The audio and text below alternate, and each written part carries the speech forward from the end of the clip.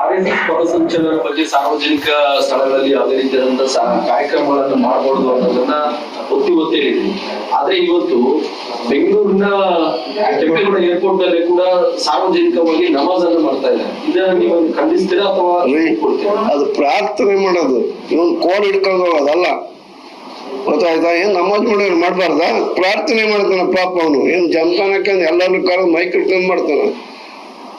ಅವರಲ್ಲಿರೋ ಶ್ರದ್ಧೆನ ನೋಡ್ಕೊಂಡು ನೀವು ಕಲ್ತ್ಕೊಳ್ರಿ ಬೇರೆಯವ್ರೆಲ್ಲರೂ. ಅವ್ನು ಎಲ್ಲೇ ಇದ್ರು ಅವನು ಪ್ರಾರ್ಥನೆ, ಅವನು ಮನ ನೆಮ್ಮದಿಗೆ ಅಥವಾ ಇದಕ್ಕೋಸ್ಕರನ ಇದು ಮಾಡ್ತಾನೆ.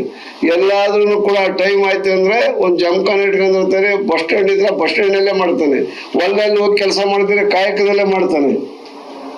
ನಾವು ನಿರ್ದಿಷ್ಟವಾಗಿ ದೇವಸ್ಥಾನಕ್ಕೆ ಹೋಗ್ತೀವಿ, ಆಂಜನೇಯ ಬಂದ ಎಲ್ಲ ಸರಿ ಅಂತೀರಿ. ನನ್ನನ್ ಸರಿ ಅಂತ ನಮ್ ಜನ ಬಂದರೆ ದಬ್ಬಾ ಕಡೆಗೆ ಅಂತೀರಿ. ಹಾಗಾದ್ರೆ ಸರ್ಕಾರಿ ಕಚೇರಿಗಳಾಗಿರ್ಬೋದು, ಸಾರ್ವಜನಿಕ ಸ್ಥಳಗಳಲ್ಲಿ ಧಾರ್ಮಿಕ ಆಚರಣೆಗಳನ್ನ ಮಾಡಬೇಡಿ ಅಂತ ನೀವೇ ಹೇಳ್ತೀರಾ? ಮತ್ತೆ ಏನ್ ಮಾಡಿದ ಅವನು? ಏನ್ ಮಾಡಿದಾನೆ? ಸಾಮೂಹಿಕವಾಗಿ ಪ್ರಾರ್ಥನೆಯನ್ನು ಏನ್ ಸಾಮೂಹಿಕವಾಗಿ ಪ್ರಾರ್ಥನೆ ಮಾಡಿದಾರ? ಏನ್ ಸಾಮೂಹಿಕವಾಗಿ ಪ್ರಾರ್ಥನೆ ಮಾಡಿ ಕರೆಕ್ಟಾಗಿ ಮಾಡ್ಕೊಂಡಾರ ಅವ್ರು. ಏನ್ ಇವ್ರಂಗ್ ನಾಮ ಹಾಕೊಂಡು ಅಲ್ಲಿ ಪೂಜೆ ಇಟ್ಕೊಂಡು ಯಾಕೆ ತಟ್ಟಿನ ಅಂತಂದೇಳಿ ಕೇಳಿಲ್ಲ. ಈಗ ಈಗ ನೀವು ಆಂಜನೇಯ ಕಾರು ಹಿಂಗ್ ದಾಟ್ತಿರುತ್ತೆ, ಇಲ್ಲಿ ಅಶೋಕ್ ಹೋಗ್ಲಿ ಮುಂದೆ ಅಲ್ಲೇನೆ ಜಂಪನ ಹಾಕೊಂಡು ಪ್ರಾರ್ಥನೆ ಮಾಡಕ್ ಶುರು ಮಾಡ್ತಾರೆ. ಅವ್ರೇನ್ ಮೂರ್ಖರಲ್ಲ, ಅವ್ರಿಗೆ ಮಸೀದಿ ಇದೆ, ಅಲ್ಲಿ ಮಾಡ್ತಾರೆ. ಅಲ್ಲಿ ಮಸೀದಿ ಇಲ್ಲ ಅಂತ ಜಾಗದಲ್ಲಿ ಅವ್ರು ಮಾಡಿರ್ಬಹುದು.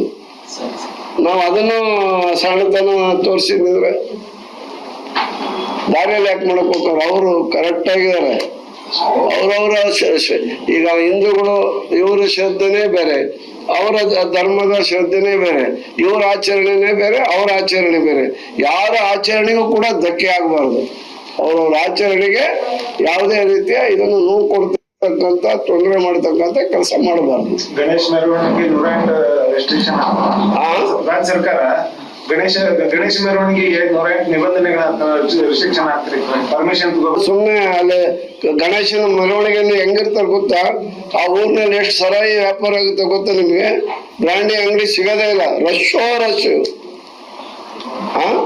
ಇದ ಗಣೇಶನ ಸೇವೆ ನಾವು ಮಾಡ್ತಿರೋದು. ನನ್ನನ್ನು ಒಳಗೊಂಡು ಎಲ್ಲಿದೆ ಶ್ರದ್ಧೆ? ಕೇಳ್ರಿ, ನಾನು ಸಣ್ಣನಿದ್ದಾಗ ಗಣೇಶನ್ನ ಇಟ್ಕೊಂಡ್ಬರ್ತೀವಿ. ನಾವೆಲ್ಲ ಶ್ರದ್ಧಾ ಭಕ್ತಿಯಿಂದ ಮೌನವಾಗಿ ಇದನ್ನ ಪ್ರಾರ್ಥನೆ ಮಾಡ್ಕೊಂಡು ಹೋಗ್ತಿದ್ವಿ. ಪ್ರಾರ್ಥನೆ ಮಾಡ್ಕೊಂಡು ಹೋಗ್ತೀವಿ ನಾವು. ನೋಡ್ತಾ ಇದ್ವಿ ನಾವೆಲ್ಲ ಹೊತ್ಕೊಂಡು ಹೋಗಿ ಬಾವಿಗೆ ಹೋಗಿ ಏನೋ ಇದನ್ನ ಮಾಡಿ ಹಾಕಿ ಬರ್ತಿದ್ವಿ ಅತ್ಲಾಗ ಅವ್ರನ್ನ.